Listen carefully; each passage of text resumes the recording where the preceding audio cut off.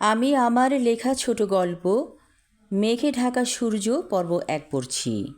নীরা অবাক হয়ে ভাবছে, কী পাপ করেছিল জীবনে, কেন এমন করে কষ্ট দিচ্ছে ওর সন্তানেরা। ইদানিং রুমানার বেপরোয়া চালাচলতি দেখে রীতিমতো হাঁপিয়ে উঠেছে নীরা।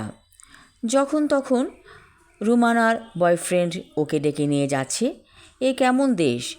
বাবা মা সামনে আছে আর বয়ফ্রেন্ড বাইরে দাঁড়িয়ে ইশারা করতেই মেয়ে বেরিয়ে যাচ্ছে রাত বিরতে।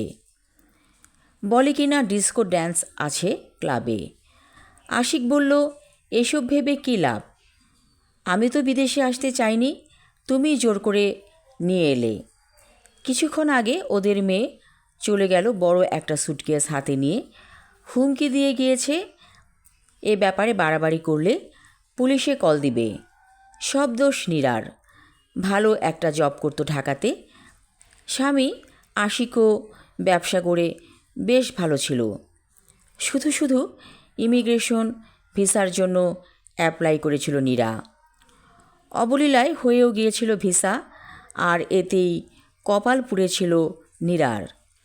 আসলে মানুষের চাহিদা যখন সীমা ছাড়িয়ে যায় তখন স্বয়ং আল্লাহ এই পরিণতি করেন। আবারও রাগে গজগজ করতে বলে আশিক, বাদ দাও, আমাদের জীবন আমাদের সন্তানদেরকে নিয়ে ভাববে না। ওরা আমাদেরকে খাওয়ায় না, পড়ায়ও না, ওদেরকে নিয়ে আমরা কেন ভাবব। আশিক বলল, কফি খাবে নীরু? নীরার দু চোখে পানি চলে এলো। বলল, খাবো। এই স্বামীকে কত অবহেলাই না করেছিল নীরা।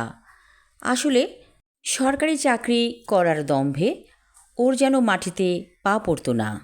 ভীষণ অহংকারী ছিল নীরা। যখন আশিকের সাথে বিয়ে হয় তখন আশিক বেসরকারি চাকরি করত। পরে অবশ্য বিয়ের পরে ব্যবসায় নেমে পড়েছিল আশিক। মাঝে মাঝে যখন ঝগড়া হতো তখন নীরা অহংকার করে বলতো, যদি তখন বুঝতে পারতাম সৌন্দর্য কিছুই না, তাহলে আর তোমার সাথে বিয়ের পিঁড়িতে বসতাম না। মা সবসময় বলতো, মেয়ে আমার কালো, ফর্সা সুন্দর ছেলে দেখে মেয়ের বিয়ে দিব। যখন আশিক দেখতে এসেছিল নীরাকে তখন মা তো খুশিতে ডগমগ হয়ে গিয়েছিল, এই ছেলের সাথেই মেয়ের বিয়ে দিব। কি সুন্দর সোনার মতো রং ছেলের। নীরা স্কুল কলেজ বিশ্ববিদ্যালয়ে সব সময় পড়াশোনাতে ভালো ছিল। পাশ করার সাথে সাথে সরকারি চাকরি পেয়ে গিয়েছিল।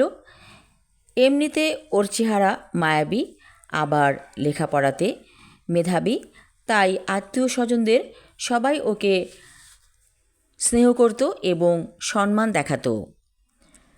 কিন্তু ময়লা কালো রংটাই যেন নীরাকে কষ্ট দিত। এখন বিদেশে এসে দেখছে ওর রং এর মেয়েরা খুব দাপুটে ভঙ্গি করে চলে। সেদিন মার্কেটে এক ফর্সা সুদর্শন লোক বলেছিল, you are so cute. Ashiq পিছনে ছিল, ভাগ্যিস শুনতে পায়নি, শুনলে হয়তো মাইন্ড করত। আর এই দেশে মানুষ অবলীলায় মানুষকে হাই হ্যালো বলছে এবং সৌন্দর্যের প্রশংসা করছে।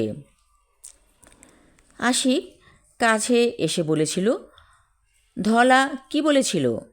নীরা হাসতে হাসতে বলেছিল, শুনলে তোমার ভালো লাগবে, থাক বলতে হবে না, বলে হেসে ফেলেছিল আশিক। রুমানা চলে যাবার পর বাসাতে ও আর আশিক দুমুখ কফি আর বিস্কুট নিয়ে এলো আশিক।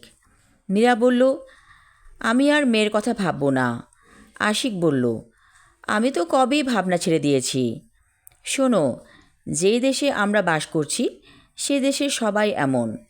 আমাদের মেয়ে যদি ওদের সাথে তাল মিলিয়ে চলতে না পারে তবে তো বেমানান হয়ে যাবে, তাই না? এখন বলো, কফি খেতে কেমন হয়েছে? নীরা কফিতে চুমুক দিয়ে বলল, দারুণ। আমি আমার লেখা ছোট গল্প মেঘে ঢাকা সূর্য পর্ব ১ পড়লাম। পরবর্তী অংশ থাকবে আগামী পর্বে। ধন্যবাদ।